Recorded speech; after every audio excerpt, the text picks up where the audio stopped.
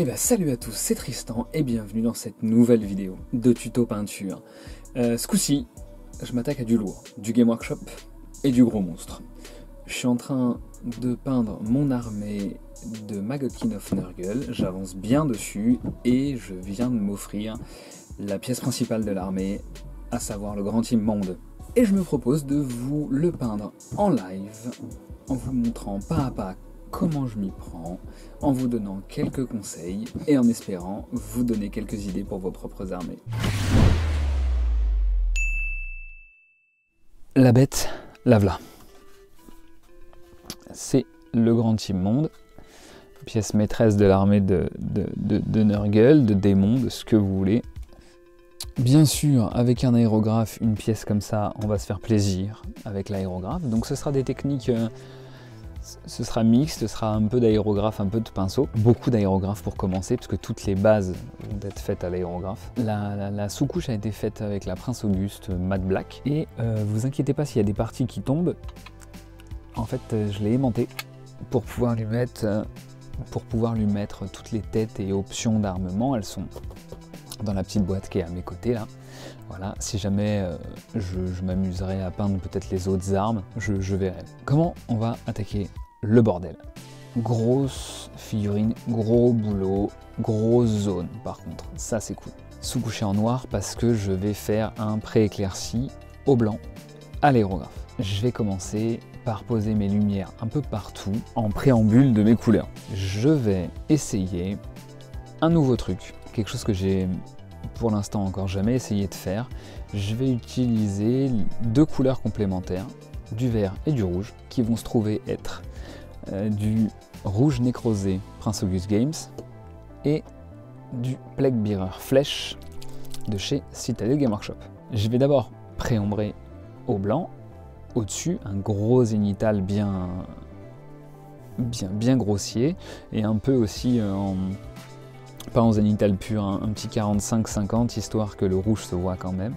Et je vais opposer directement les couleurs. C'est-à-dire que sur la roue chromatique, le vert et le rouge sont des opposés, ce qui fait qu'ils vont créer un contraste très fort et que pour bosser à partir de cette base-là, le but, ça va être de travailler à partir de cette base-là, de cette opposition entre le rouge et le vert. Donc je vais faire toutes mes parties hautes en vert et toutes mes parties basses en rouge. Tout ce qui va être dans l'ombre va être rouge, tout ce qui va être dans la lumière va être vert. Tout ça sur un pré-éclairci en blanc, avec plus ou moins d'appui de ce blanc pour que mes premières lumières fortes soient posées tout de suite. C'est pour m'aider moi surtout. Eh bien écoutez, sans plus de bavardage, je vous propose d'y aller.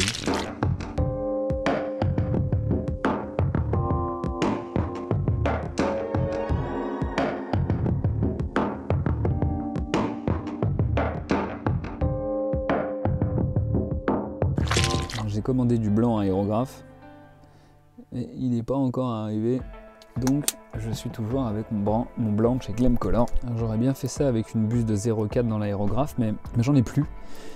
Donc je vais faire ça avec une buse de 0,2. Ça m'embête un peu parce que la figurine est vraiment grande. Je vais juste perdre du temps, c'est pas très grave, hein. Je vais simplement perdre du temps. On va y aller tranquille.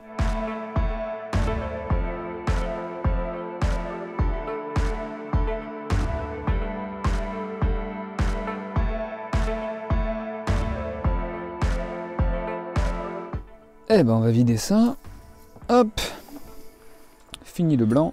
Alors, ce qui est pratique avec le pré-éclairci, c'est que passer une couleur après du blanc, c'est pas un problème. Par exemple, passer un rouge après un blanc, ça va, c'est pas trop grave. Si je nettoie pas bien l'aérographe, au pire mon rouge sera un petit peu rosé, mais c'est moins grave que si je passais du bleu ou qui pourrait complètement altérer la teinte. J'ai jamais passé de peinture contraste à l'aérographe et j'ai vraiment envie de voir. Donc oui, c'est une peinture contraste. Le Plague Bearer Flèche, c'est la peinture qui est supposée être utilisée pour la peau des démons de Nurgle. Avouez qu'on est quand même dans le thème. Je ne sais pas du tout comment ça réagit à la dilution. Ce que je sais, c'est que c'est des peintures très saturées en pigments, qui sont déjà assez diluées. Donc normalement, ça devrait bien passer à l'aérographe. Bon, ça va pas l'air mal. Allez!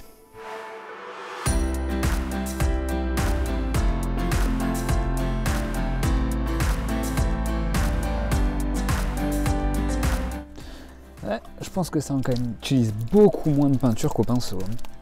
Si j'avais dû faire ça au pinceau avec de la contraste, putain, la moitié du pot il y serait passé. Et on est reparti.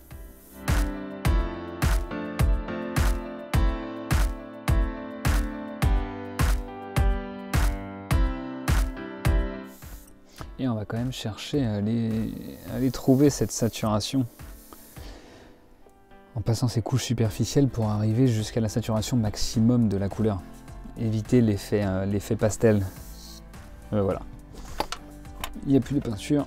C'est le moment de passer au rouge. Le rouge nécrose. Un rouge assez foncé, pas trop pétant. Pas trop saturé. Quelque chose qui va pouvoir être retravaillé ensuite au marron. Même au vert, hein, pourquoi pas. Et là, on va essayer d'aller choper que les parties en dessous. Les creux, les ombres.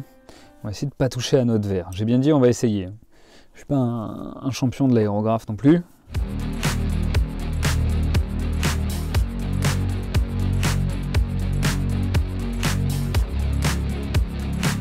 Maintenant qu'on en est là, on va aller remettre son arme, voilà. Et on va aller ombrer encore plus. Déjà là, c'est ce que... On va prendre 2 secondes, on va se poser vite fait. Regardez. Je sais pas si on voit bien.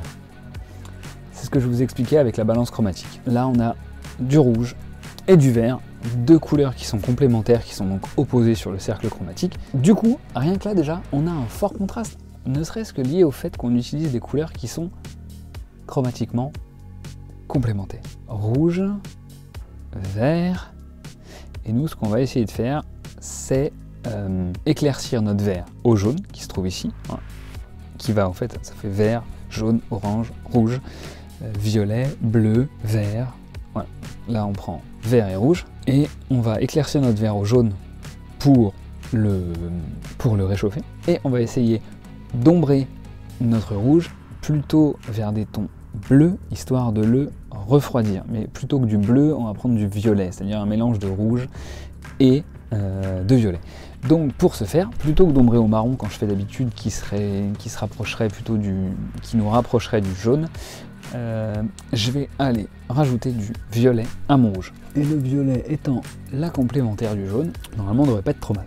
Et autant le rouge c'est le sang, c'est une couleur qui va bien marcher pour des blessures, mais des trucs fraîches, des blessures fraîches, des écorchures, ce genre de choses. Là le violet ça va bien m'aider à renforcer ce côté un peu chair pourrie, chair malade, avariée, des bleus, des trucs pas très bien irrigués. Normalement ça devrait donner une atmosphère pas très cool. C'est à peu près l'effet que je voulais. Vous voyez?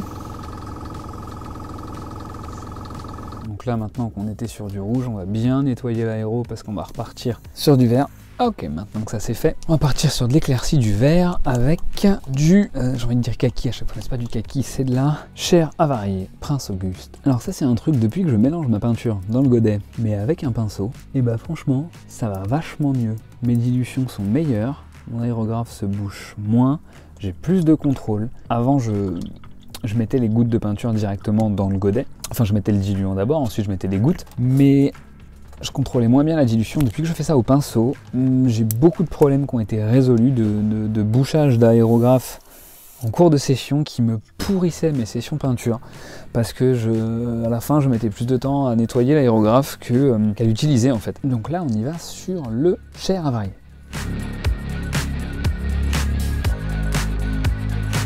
Et on va essayer de pulvériser la peinture, mais d'en haut, histoire que ça chope les arêtes principales.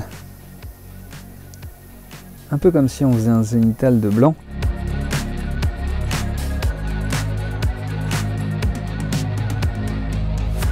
C'est le moment de lui rajouter un petit peu de blanc cassé et un peu de jaune. Blanc cassé, Prince Auguste Games, jaune lunaire, Prince Auguste Games. Alors pourquoi du jaune? Pourquoi du blanc? Du blanc pour éclaircir ma couleur, et une pointe de jaune pour lui donner un petit peu plus de luminosité. Parce que je veux bien que ce soit blanc, mes éclaircies, mais je veux pas qu'il soit trop fade.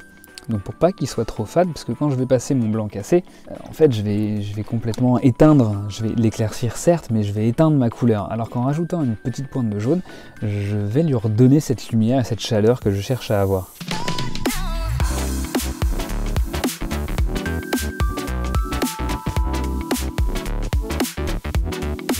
n'en mets pas partout, parce qu'on veut éviter, enfin je veux éviter, de perdre ce côté vert et ne pas garder cette base verte et ne pas partir trop dans le blanc et le kaki. Le but c'est de garder vraiment du vert.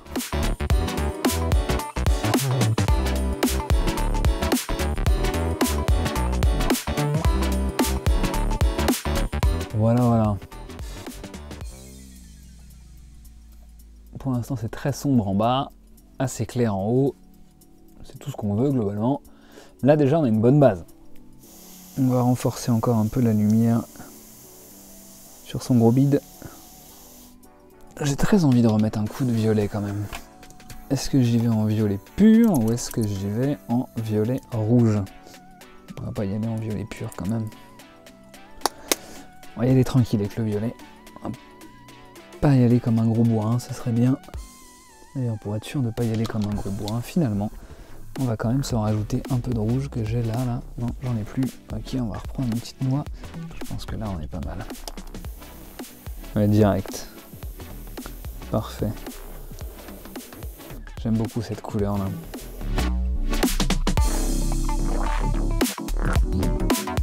Moi, ça me plaît bien ça. Je pourrais peut-être retravailler quelques transitions en vert. On va tenter ça.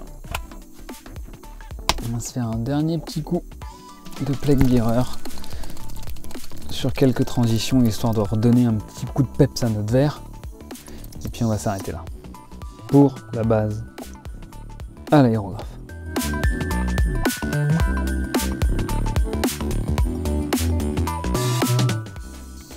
Bon.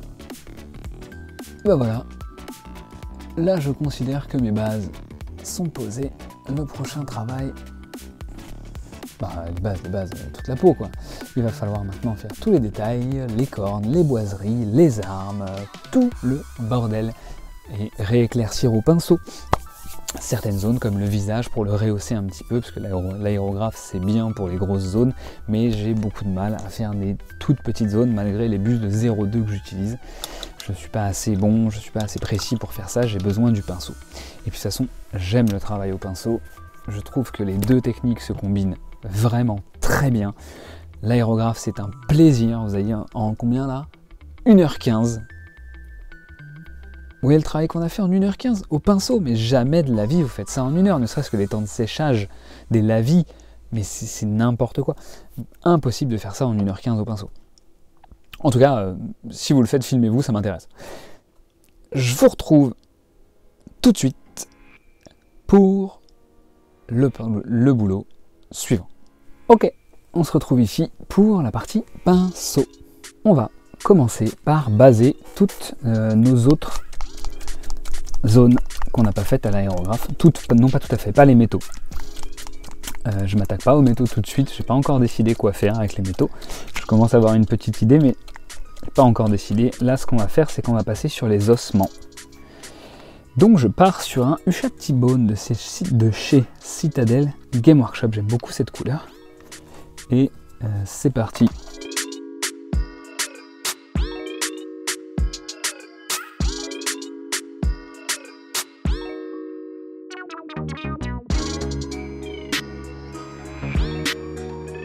Bon. On va attendre que ça sèche bien tout ça. Et en attendant que tout ça, ça sèche bien, on va se faire un petit lavis sur tous les bubons qu'il a là. J'ai pris du Nasdred Yellow. Une petite peinture contraste que j'aime bien aussi. Je vais mettre 1 ou 2 gouttes d'eau. Hop, hop.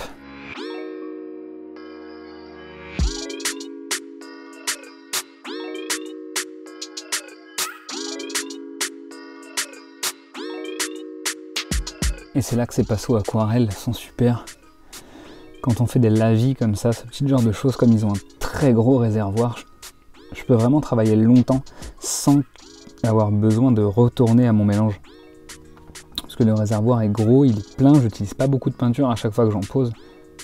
Ce qui me permet de travailler longtemps sans avoir besoin sans arrêt de revenir à ma palette. C'est pour ça qu'au départ j'utilisais les pinceaux Raphaël 8404 de leur série Aquarelle. Voilà. On va se faire un petit lavis un petit lavis maison, parce que là j'ai pas celui que je veux. On va se faire un petit lavis à la terre d'ombre brûlée pour tout ce qui va être ossement. C'est de la peinture aérographe, c'est de la Prince Auguste Air, parce que là j'ai que ça, et que je les trouve très bien pour faire des lavis, parce qu'elles sont fortes en pigments, et elles sont déjà diluées, ce qui fait qu'en plus, il n'y a pas besoin de rajouter beaucoup d'eau, et ça supporte très bien la dilution, étant donné que c'est fait pour. Ça a un petit côté orangé, je trouve, que j'aime bien, parce que je voulais pas trop qu'il y ait de marron. Je préfère que mes marrons tirent sur le orange plutôt que de tirer sur le rouge. Ça va mettre un peu de temps à sécher par contre. Ok, en attendant que ça sèche, on va se faire autre chose. On va s'amuser un peu avec la chair là. On va prendre du Pink Aurore. Donc, je vais commencer par éclaircir un petit peu mon rouge écarlate que j'avais utilisé pour faire les bases à l'aérographe avec ce Pink Aurore. Et je vais venir éclaircir et redonner un peu de lumière à toutes ces petites zones bien vivantes, bien suintantes. Oh là là, pas facile d'aller choper ça. Vous savez quoi, le fléau, regarde, barre-toi. Voilà, on verra quand même vachement mieux comme ça, je pense.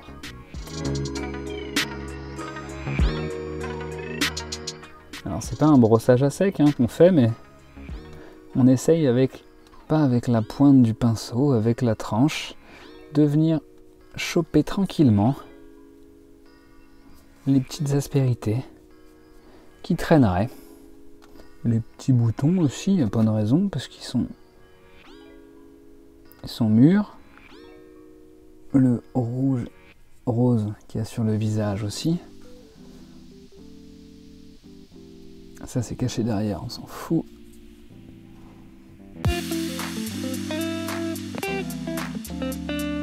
Et on va, dans un deuxième temps, éclaircir ça, non pas avec l'Empereur Children, mais pour garder ce côté un peu maladif et relier les parties entre elles, on va se rajouter un petit peu de chair avariée à l'intérieur.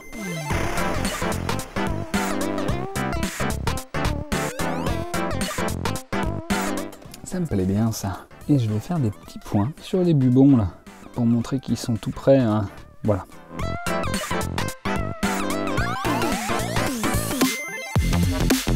Et un peu de blanc cassé.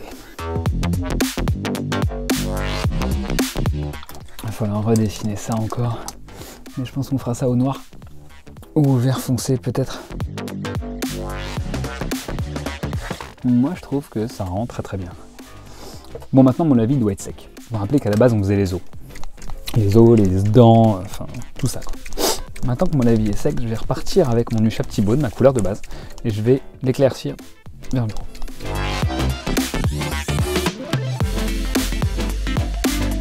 Bon, pour les dents on fait comme on peut. C'est pas sec sur les cornes.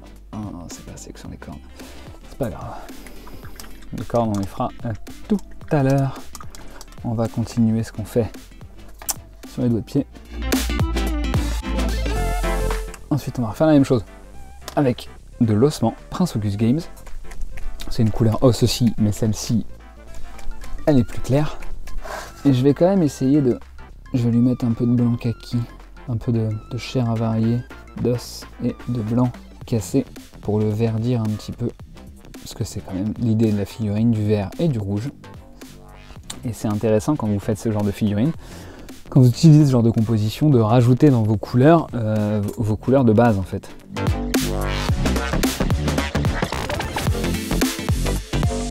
Le temps que les cornes sèchent, on va se faire les petits bubons verts. On reprend notre chair avariée et on va se reprendre tous les petits boutons.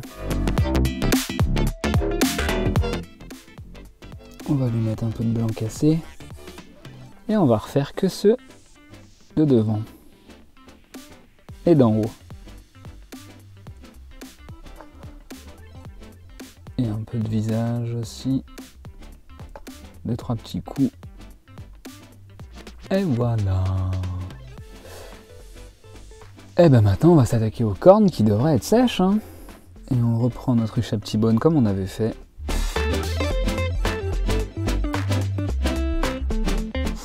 On va faire la même chose avec l'ossement, comme on a fait sur les dents.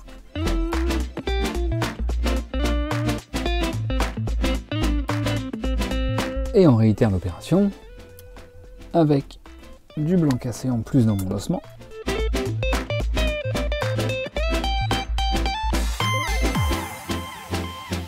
Là j'y vais un peu vite fait là, sur les crânes, parce que je pourrais m'appliquer beaucoup plus, les faire bien plus propres. Mais c'est pas une partie de la figurine que j'ai forcément envie qu'on regarde. Enfin je veux dire, qui attire l'attention plus que ça. Je l'ai fait volontairement un peu moins bien. Et là vraiment je suis pas sur un buste. Je suis sur une figurine de jeu. Je veux qu'il soit fait mais je veux pas non plus... voilà. Je pense qu'un or vieilli ce serait pas mal pour la cloche. J'ai pas encore décidé pour le fléau. Mais la cloche ouais, je me dis qu'un petit or vieilli genre bronze ça passerait bien. Pour tous ceux qui se demandent pourquoi je me fais chier avec des parties aimantées, je ne l'ai pas explicitement montré, c'est vrai. C'est parce que je joue à Warhammer et quand on joue, on aime bien que nos figurines elles soient ce qu'on appelle WYSIWYG, à savoir qu'elles soient équipées comme on voit qu'elles sont équipées. Là par exemple, si je le joue comme ça, mon copain, c'est une de ses options d'armement, il a une cloche et le fléau. Mais ce monsieur, il n'a pas que la cloche. Dans sa main droite, il a aussi une grosse épée.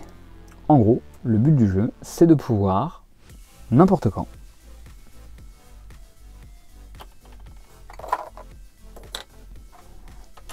transformer notre bon monsieur ici présent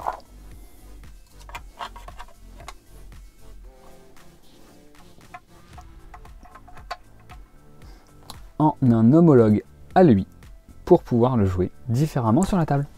Ça demande une perceuse, quelques petits aimants, un petit peu d'entraînement, et ça se fait tout seul. Et c'est génial, et ce qui fait que sur mon kit, si j'avais collé mes armes, et ben il y a les 3/4 du kit que j'aurais tout simplement perdu.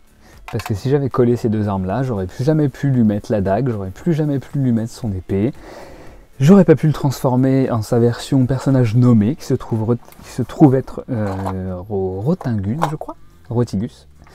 Voilà, et je trouvais ça quand même dommage pour des kits à ce prix-là, quand Game Workshop vous donne la totalité des pièces nécessaires à réaliser toutes les options. En plus, celui-là, il a vraiment été fait pour ça, c'est-à-dire qu'il y a une main pour chaque arme, il y a un bras différent pour chaque arme.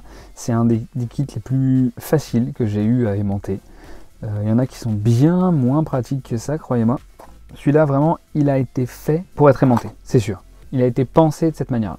Voilà, ça nous demande un petit peu plus de boulot de peinture, par contre, hein, ça c'est sûr. Parce qu'il va falloir peindre tous les aimants et pas juste cela. On va faire les métaux. J'ai acheté un petit truc, il y a quelques temps déjà, que j'adore, que j'utilise pour mes armées de Nurgle, c'est ça.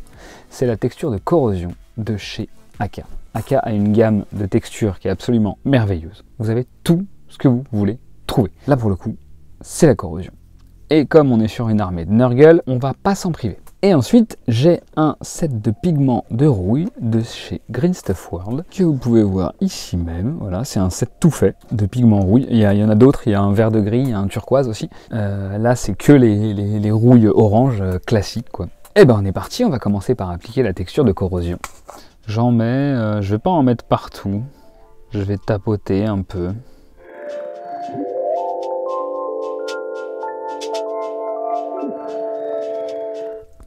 Alors bien sûr, là je le dis pas, mais pour ça, j'utilise des pinceaux, des pinceaux pourris, hein, des pinceaux qui sont flingués, des vieux citadelles que j'ai qui sont pas en forme. Vous imaginez bien que je fais pas ça avec mes Raphaël, encore que s'ils étaient morts peut-être, mais là c'est pas le cas. Je fais un peu au pif, hein.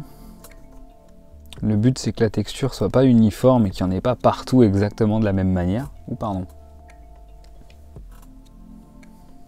Parce qu'après, quand je vais passer mes lavis de pigments, il faudrait que ça accentue les éclaircies sur les zones où il y a le plus de texture. Personne ne regardera à l'intérieur de la cloche, mais bon, on va la faire quand même, puisqu'elle est faite. On va faire pareil pour le fléau.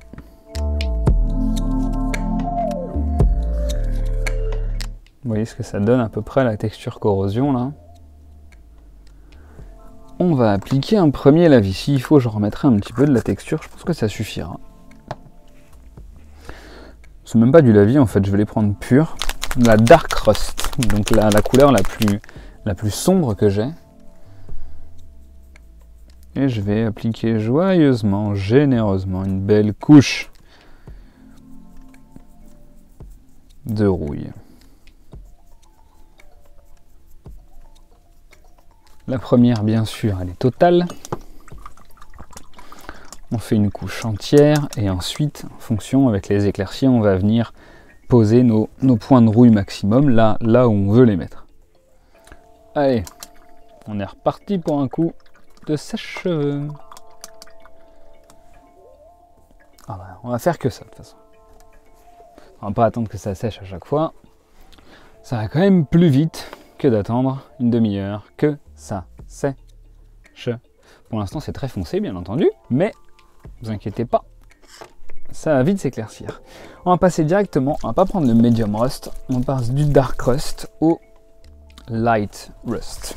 Directement, un petit éclairci, un ton au-dessus, et derrière on va venir avec le orange rust, le plus clair de la gamme orange, enfin de la gamme du kit que j'ai en tout cas.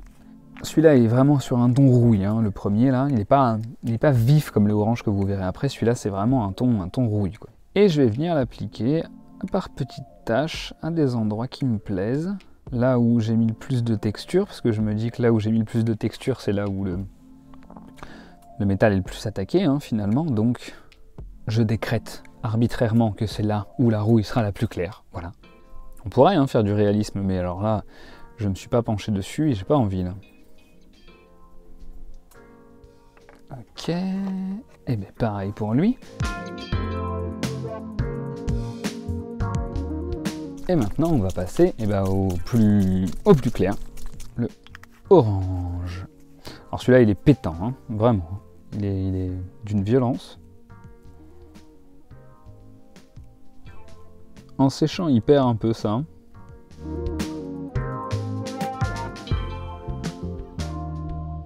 On va peut-être quand même faire un petit brossage en gunmetal, vite fait.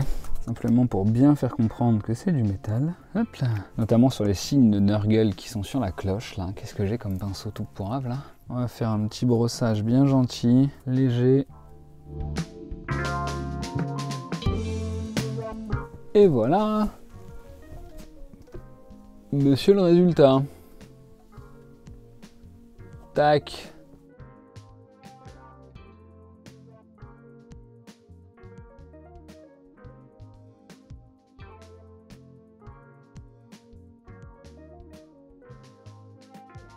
On va s'arrêter là sur celle-là. Et ben voilà, c'est terminé. Merci à vous d'avoir suivi. J'espère que ce tuto vous aura plu. Si ça vous a plu, n'hésitez pas à vous abonner à la chaîne Le Troll Savant pour plus de vidéos. N'hésitez pas à lâcher un petit pouce bleu et à me dire ce que vous en pensez dans les commentaires. En attendant, moi je vous dis à la prochaine. Amusez-vous bien, lâchez pas les pinceaux. C'était Tristan.